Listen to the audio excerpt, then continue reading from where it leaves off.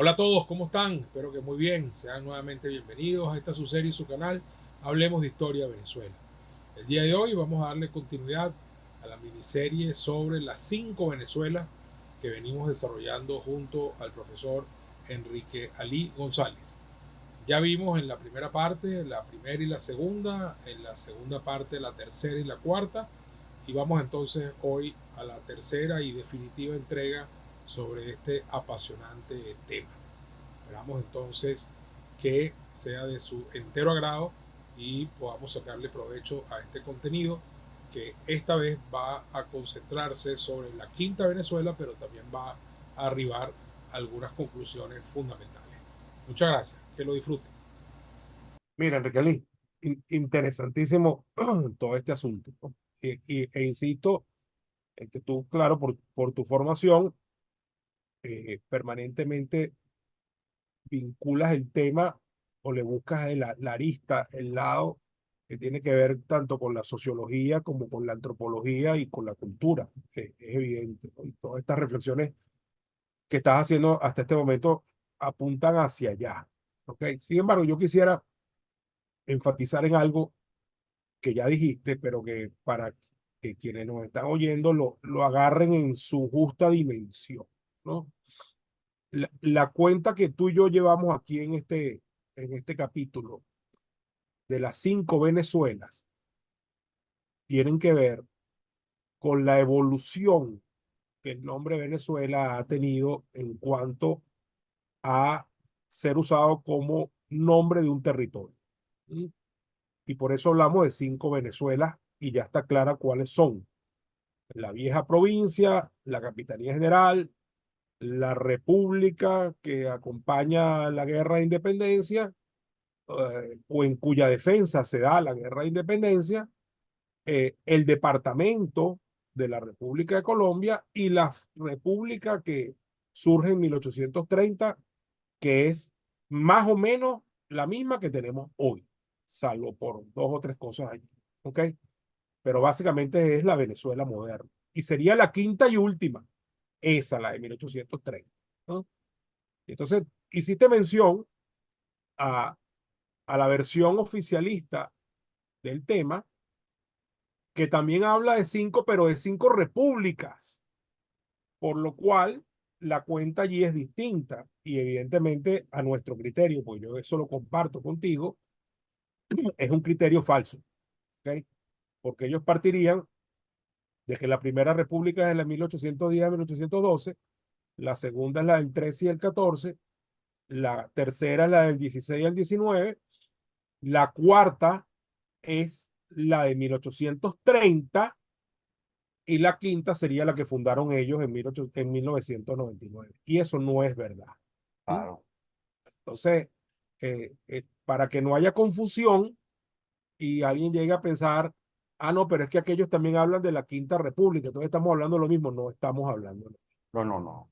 Son dos versiones evolutivas totalmente distintas, donde una está asentada en la realidad de la evolución de Venezuela, la otra es una ficción ideológica que es útil para la política y la retórica, pero que no tiene nada que ver con la realidad histórica. ¿Sí? Excelente. Exacto.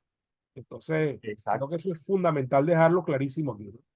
Claro, ¿no? Totalmente de acuerdo. Y además, cuando uno conoce los entretelones de cómo surge el concepto de la Quinta República, con algunos teóricos del movimiento chavista que, bueno, ya hoy no están en este plano, que descansen en paz porque fallecieron hace algunos años, algunos teóricos que en una conversación que sostuve con uno de ellos, que era profesor también de la UCB, que, bueno, que la idea de Quinta República les sonaba atractivo porque podían más o menos vincularla con la idea de la Quinta República Francesa y el papel de Gaulle, y De Gaulle era militar, etcétera. Eso era una ficción total y además una invención de la tradición, en el peor sentido de la palabra, como el desarrollaba Eric Hobsbawm, el famoso historiador inglés. Eso era una falsificación de la conciencia. Eso no tenía nada que ver con nuestra historia y entonces terminamos la discusión diciendo, pero ya eso agarró calle y si agarró calle hay que darle, porque esa es la política. Yo decía, bueno, esa es la política irresponsable. Una política de Estado no puede ser así. Una política de Estado tiene que basarse en la historia real de la nación, en la historia del pueblo a donde tú quieres ejercer tu política, tu proyecto. Entonces, ahí lo que uno tiene que tener muy claro es que en el caso francés eran repúblicas que eran eliminadas por monarquías, repúblicas por monarquía, etcétera. Eso fue, además fue un proceso largo, fueron casi 2 siglos. Entonces, incluso cuando los historiadores hablan de una primera república que dura 2 años, y después otra dura 2 años, etcétera, yo prefiero hablar de esos momentos, de por lo menos de 1811 a 1821, de un momento de transición, donde rápidamente podían cambiar las posiciones, que no daba posibilidad de que se solidificara nada. Y cuando uno entonces hace historia no solamente de las coyunturas, sino de las estructuras que se van formando, uno puede decir fácilmente que en 2 años no se forma la estructura de una república surgida de la nada. Ahí los que se están haciendo intentos están aprendiendo la sociedad, una parte de la sociedad a comprender lo que es la república, otras personas a identificarse con esa idea, etcétera. Es un proceso cambiante, es un momento de transición, lo que va a ocurrir entre 1811 y 1821. Y entonces cuando logra asentarse, porque se logra gran parte del dominio a partir de la batalla de Carabobo, aunque va a quedar lo de Puerto Cabello, que tú ilustras muy bien en uno de tus programas, y va a quedar lo de la batalla naval de Maracaibo también, pero ya sabemos que son bolsones de resistencia. Pero que lo fundamental, ya había un control. Entonces, ¿qué sucede? Que cuando después de una lucha tan ardua, tú has logrado ya tener un control de lo que inicialmente te había llevado a pelear, pero resulta que ya te habían cambiado el objetivo. Ya te habían cambiado el objetivo. Ya tú no estabas formando una república de Venezuela, sino un departamento. Imaginemos cómo significaba, cuál era el significado para las personas que venían siguiendo el proyecto, digamos, desde la base, o que no estaban directamente en la gran dirigencia política. Le cambiaban, no es que le cambiaran la línea, como uno podría decir en el arco político, no, le cambiaban el proyecto. Le cambiaban el proyecto por el cual tú estabas luchando. Entonces, a partir de 1819, los que lucharon para terminar aquí ganando a la batalla de Carabobo y luego lo de Puerto Cabello y luego lo de la batalla naval del lago de Maracaibo, ya estaban luchando por un proyecto que o no entendían o no les parecía adecuado o incluso estaba en contra de la manera como los habían convocado. Entonces, esas cosas son importantes tenerlas en cuenta. Y luego, esa gran deformación de inventar ese término de Cuarta República. Hey, por cierto, ¿ya se suscribieron a nuestro canal? Bueno, acuérdense que pueden hacerlo en cualquier momento simplemente con apretar este botoncito. Porque una cosa son los 5 nombres de Venezuela, pero ahí no se habla de 5 repúblicas, como tú bien lo dices. Aquí no ha habido sino una república que fue eliminada para crearla, convertirla en departamento de Colombia, y después una sola república que fundó Páez y que es la que sigue existiendo y si Dios quiere es la que siempre va a seguir existiendo. Todo lo demás son distintos tipos de gobierno. Por eso es, por ejemplo, hay que ver que la historiografía venezolana tradicional, más seria, más objetiva, cuando va a hablar del siglo XIX, va a hablar de los distintos tipos de gobierno y va a hablar, bueno, la oligarquía oriental cuando llega al poder, la oligarquía andina cuando llega ya, comienza a principios del siglo XX, va hablando de las regiones. Y eso también da un dato interesante. ¿Por qué hablaban de los gobiernos de los orientales o de los gobiernos de los llaneros?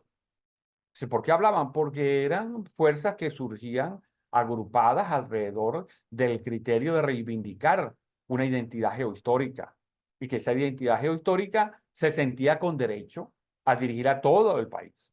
Eso era importante, eso que surgió por lo menos a lo largo del siglo XIX. Y esa historiografía titulada de esa manera hace más comprensible el proceso.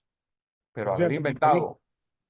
por cierto, Kelly, que cuando se divide esto en departamentos, tendemos a pensar que Páez fue el jefe del departamento de Venezuela permanentemente hasta el año 30 que se convierte en presidente, primero provisional y después constitucional. Y no es así. Oh, Eh, Sublet fue el intendente del departamento por un buen tiempo, tanto así que cuando suceden los hechos de Puerto Cabello, que es 1823, Páez actúa allí como jefe militar en la condición para la cual lo había nombrado Bolívar poco después de la batalla de Carabobo, que era la de ser la de jefe militar de un departamento militar, ¿sí? Porque estaba dividido militarmente el departamento de Venezuela como tal.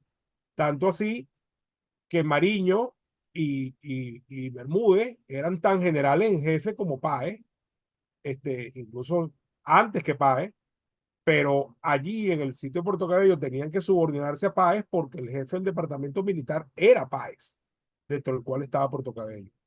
Mariño era jefe de otro departamento, incluso creo que hacia el occidente, extrañamente, y Bermúdez era el jefe del departamento del Orinoco. ¿Sí? Estamos hablando de departamentos militares. La ¿Sí? SODI, pues, actual. Era la SODI, eran La las SODI SODI. del momento, tal cual. Después de que Páez se convierte en el gran líder de todo lo que va a ser la futura República de Venezuela, pero en ese momento lo que era jefe militar de un departamento militar, o sea, jefe de un departamento militar, lo cual hay que también tenerlo claro, ¿no? La evolución que eso tuvo tanto internamente como externamente. Ahora, me Claro, parece interesantísimo lo que estamos hablando de la República de 1830, es la que ha llegado a nuestros días. Si quisiéramos llevar esa contabilidad de repúblicas, dando buena la que se usó en aquel momento, sería la primera, la segunda, la tercera y la cuarta, en dado caso, pero todos sabemos que la primera, la segunda y la tercera es la misma, claro, que caía y se volvía a restituir. ¿No? claro. Era más un poco una ficción que otra cosa, pero es básicamente la misma. O sea que en dado caso es la segunda o la cuarta, en el mejor de los casos dándole crédito a la versión de primera, segunda y tercera, que ya Claro, lo estamos aclarando aquí. claro. Y hay una cosa importante que acabas de decir ahorita, que sirve para el análisis político histórico, que era una ficción. Mm, Y entonces podríamos preguntarnos, ¿qué sucede cuando un pueblo que sigue a un líder carismático, el líder carismático propone una ficción? Entonces tenemos a un pueblo siguiendo, intentando construir una ficción. Y lo que es peor, que entonces el mundo, parte del mundo intelectual llama a eso utopía. No, las ficciones no son utopías. Las mm, ficciones son barrancos que se abren para que los pueblos caigan. Y mm, creo que hay muchos elementos que nos permiten entonces comprender el peligro de cuando líderes carismáticos no tienen claro un proyecto concreto, un proyecto realizable, porque a veces los líderes carismáticos no se han preparado suficiente para comprender la profundidad de la historia de una nación y entonces suceden una cantidad de proposiciones, todas impulsadas por una especie de emoción llamada el cambio, y el cambio se transforma desde el punto de vista filosófico en una especie de piedra filosofal. Todo hay que cambiarlo, todo hay que cambiarlo, eludiendo el análisis racional que nos puede decir fácilmente que hay cambios positivos, pero que también hay cambios negativos.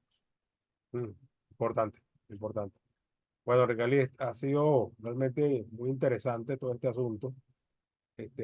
Hay un puntico en la cual tuvimos tú y yo una diferencia interesante hace un tiempo y que lo quiero plantear aquí como punto un poco jocoso y interesante, con respecto a esto de las repúblicas y cómo se sentía o lo que fue o no Bolívar. Por ejemplo. Te recuerdo que tú afirmabas, bueno, Bolívar nunca fue venezolano porque nació español y murió colombiano. ¿No? Exacto. Sí, yo sostengo que es verdad que nació español y que murió colombiano, pero que por supuesto sí fue venezolano. De hecho, estoy absolutamente convencido que si alguien le preguntó a Bolívar qué era él entre 1811 y 1819, respondió que era venezolano, porque no era otra cosa. Y esa es la república y la constitución que estaba defendiendo y por la cual estaba peleando. Así que yo Exacto. reparafrasearía lo tuyo diciendo, nació español, fue venezolano Un ratico. 8 años y murió Ah, ok, colombiano. está bien. Te la compro, sería bien. Claro, porque es que hay que también entender, un Claro, hombre que se mete en aquella cosa, a lo mejor el pueblo llano no lo entendía, Y el pueblo llano jamás hubiera dicho yo soy venezolano, porque eso no estaba ni siquiera metido en el chip de la gente. En los documentos legales te identificaban como español. Pero Exacto. el tipo que está liderando la causa para defender la república creada en la Constitución de 1811 no podía más que asumir esa nacionalidad como propia y defenderla y tratar de convencer a los demás de que no, que todos somos venezolanos, porque ese era su rol, no podía ser otro. Entonces, Claro, incluso él lo expresa eh, de una manera muy ruda con el decreto de guerra a muerte, claro, cuando habla de españoles y canarios separa las aguas de una manera drástica. y habla de dos nacionalidades que en ese momento no existían en Venezuela, todos eran españoles, pero habla además de dos y separa a los canarios también. Y entonces está de una vez creando una propia, que sería el ser Claro, venezolano. Ahora, claro, esas cosas para 1813 no existían.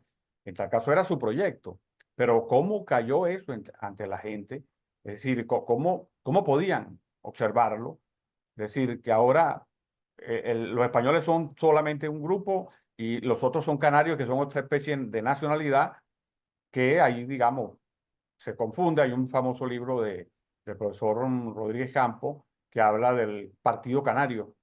Entonces, pero ahí como Partido Canario está hablando de un grupo social con intereses propios, que igual que los criollos, hijos de peninsulares, tenían intereses propios. Eso más bien puede verse como grupos étnicos que adquieren una conciencia política antes que otra nacionalidad, por lo menos para el momento.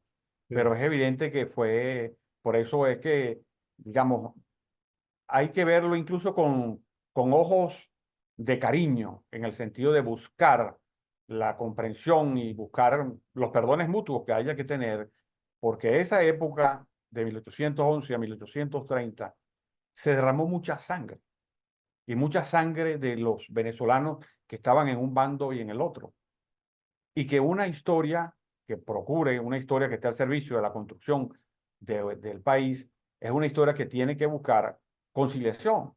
Conciliación a través del perdón mutuo, de lo que se quiera, no eludiendo la realidad, no inventando la realidad, sino diciendo lo que pasó, pero con un ánimo, primero con el ánimo de no repetirlo más nunca, y con el ánimo también de comprender que toda guerra es desastrosa, pero la civil, una guerra civil es implacablemente desastrosa, y las secuelas a veces pueden seguir durando durante siglos si no se hace una especie de revisión histórica, no para obviar los hechos, sino al contrario, para colocar los hechos tal como se dieron y que digamos, bueno, esto fue lo que pasó, debemos reconciliar, porque en definitiva éramos todos de un mismo lugar, por lo menos de una misma nacionalidad en ese momento, y bueno, a partir de ahí construir lo que podríamos decir una especie de perdones históricos, como se han venido haciendo en otras sociedades también, incluso del primer mundo, porque esta historia ha sido muy compleja, muy rica en detalles, y hay que verla e ir diciendo cada cosa lo más apegado a la realidad. Y por supuesto, en este sentido, no ayuda mucho la historiografía oficial, que quiere que las cosas entren en algo que es simplemente una fantasía, y una fantasía ideológica con muy malas intenciones, que es el oscurecer nuestra historia. Seguir hablando de Quinta República, o incluso alguna gente en la oposición que una vez los oí diciendo, no, nosotros no queremos ni cuarta ni quinta, sino la sexta. Yo dije, decir, la locura no tiene freno, es indudable, sobre todo cuando van en bajada.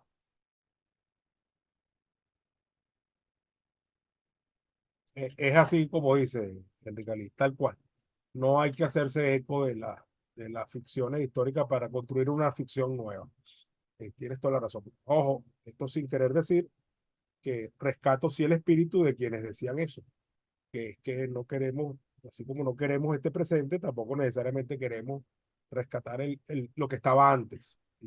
Claro, Y eso es válido, ¿no? Pero bueno, pero eso siempre en la misma república, claro, pero eso se puede decir de otra manera sin mezclar las repúblicas. Estamos de por acuerdo, supuesto. estamos de acuerdo. Por supuesto. Así es.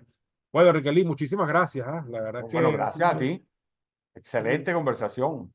intercambio interesante. Creo que queda algo para la gente.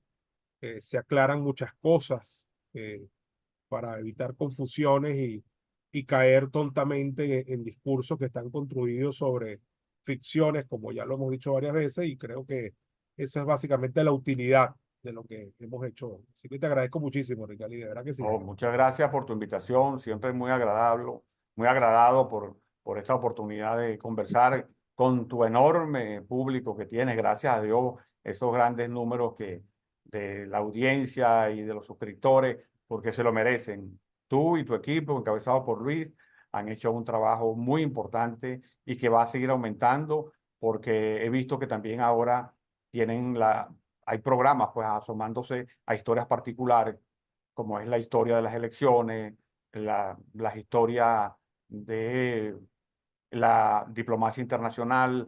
Esas historias particulares también son muy agradables y muy buenas porque dicen cosas de nosotros y nos demuestran la gran complejidad de la historia que nosotros somos, que los venezolanos de hoy tenemos mucha historia, lo que hay es que conocerla. Y ustedes ahí cumplen un papel muy bueno para el país y por eso para mí es una honra que ustedes me hayan invitado a participar nuevamente. Muy bien. Que muchas Bueno, gracias. muchas gracias, Enrique. El placer es nuestro. Bueno, queridos amigos, esto fue todo por esta oportunidad, en esta entrega. Los invitamos a que si les gustó lo que vieron, nos acompañen con un like. También queremos decirles que pueden dejar sus comentarios en la sección correspondiente aquí debajo del video. Y bueno, si quieren apoyarnos para seguir produciendo este material, también está la opción del super gracias y todos siempre invitados a unirse a nuestra comunidad. Así que muchísimas gracias y nos vemos en la próxima entrega. Hasta luego. Muchachos, los invito a todos a que construyamos futuro partiendo de la verdadera historia. ¿Me acompañan? Sí, vamos pues.